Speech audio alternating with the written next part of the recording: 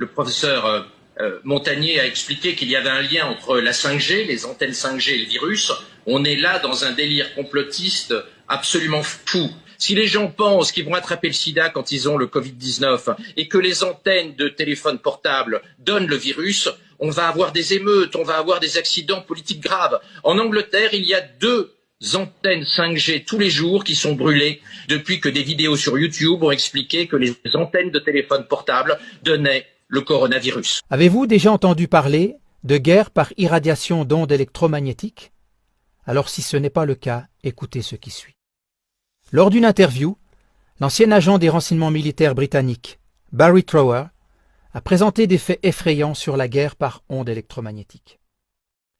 Ces armes, parfaites, permettent d'éliminer des contemporains désagréables et ou de procéder à des génocides entiers de manière invisible, silencieuse, inodore et ciblée. Quelques extraits de l'interview.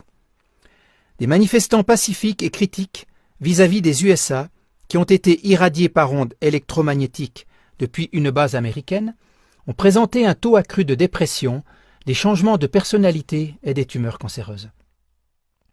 Selon la fréquence d'impulsion du rayonnement, ils tendaient même au suicide.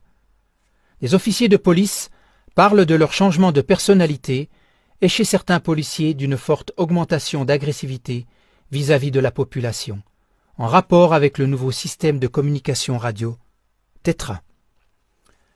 Les membres des forces spéciales britanniques, portant un système de communication similaire actif, sont connus pour frapper leurs propres femmes et leurs enfants, certaines fois avec des conséquences mortelles. Différents types de puces RFID implantées sont utilisés soit pour localiser des personnes, soit pour les contrôler au travers d'une préparation chimique qui est libérée par l'irradiation sélective et qui stimule des glandes dans le cerveau. Même la création de véritables voix perceptibles est ainsi possible. Des virus inactifs et des combinaisons de bactéries peuvent être importés en secret sur le sol d'une région et réactivés par la technologie HAARP, qui est un programme de recherche américain sur les ondes à haute fréquence. Ainsi, des épidémies peuvent être déclenchées pratiquement du jour au lendemain et on peut ainsi supprimer des nations entières.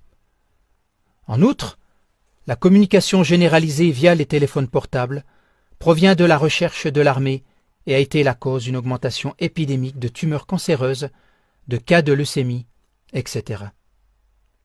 À elle seule, la Chine connaît une augmentation de cancer glandulaire de 3000%. Le nombre de tumeurs des yeux et du cerveau est aussi en augmentation.